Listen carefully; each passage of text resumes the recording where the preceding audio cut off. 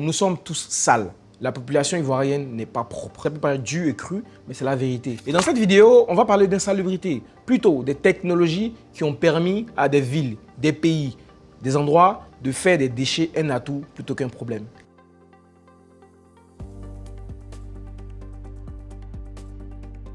Chaque jour, Abidjan produit plus de 5600 tonnes de déchets et moins de la moitié est collectée. Tandis qu'ailleurs, la technologie a tout changé. La technologie a permis de faire de ces déchets-là un avantage, un atout pour la population. Pour la première technologie, on va vous parler des poubelles connectées. Aux États-Unis et à Séoul, les poubelles sont équipées d'une technologie qu'on appelle IoT.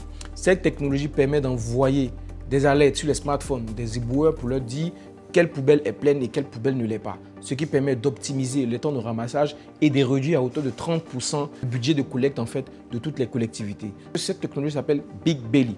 Et grâce à ces poubelles connectées, les alertes qu'ils reçoivent, cela leur permet d'optimiser leur temps. Deuxième innovation, l'IA qui permet de trier des déchets. En Finlande, des robots équipés d'une vision artificielle permettent de détecter tout ce qui est ordures, que ce soit métal, verre, plastique. Cela permet en fait de trier les ordures par leur spécificité.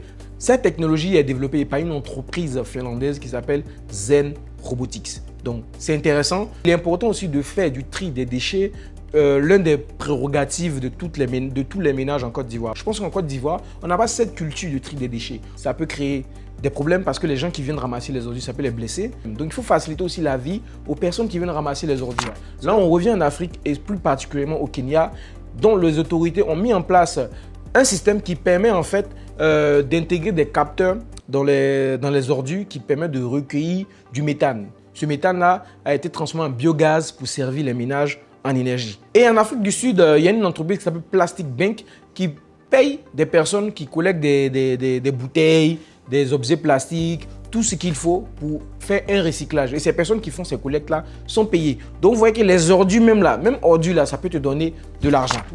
Beaucoup d'entreprises, beaucoup de startups, beaucoup de jeunes Ivoiriens peuvent s'intéresser au recyclage, à la mise en place de systèmes de technologie qui permettent aux déchets de nous servir davantage, plus que de nous nuire.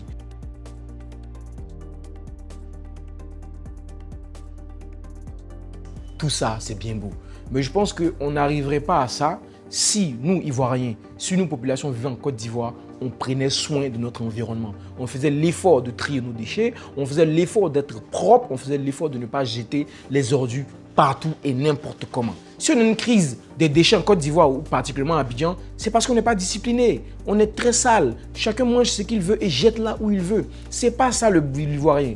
L'Ivoirien doit être conscient du fait que son environnement, c'est ce qui le détermine. Son environnement, c'est ce qui fait de lui ce qu'il est. Donc quand tu manges quelque chose d'un bout de papier, prends soin de garder le bout de papier là sur toi jusqu'à ce que tu arrives à un environnement où tu peux le jeter. Ne jette pas tout, n'importe où, n'importe comment. Mais s'il y a beaucoup plus d'inondations, c'est parce que les caniveaux sont bouchés. Et les caniveaux sont bouchés parce que toi, moi ou quelqu'un de notre famille a tendance à jeter tout ce qui est comme bouteille plastique dans les caniveaux, a tendance à boucher les caniveaux avec du sable. Le plus important ou la meilleure technologie, c'est la technologie humaine. C'est la technologie de la conscience, c'est la technologie de la prise de conscience, de savoir que notre environnement nous détermine et si on ne prend pas soin de notre environnement, on court vers quelque chose de désastreux et c'est très dangereux. Merci d'avoir regardé cette vidéo jusqu'à la fin. Merci de partager et merci d'être des populations ou même de pratiquer le civisme en tous sens.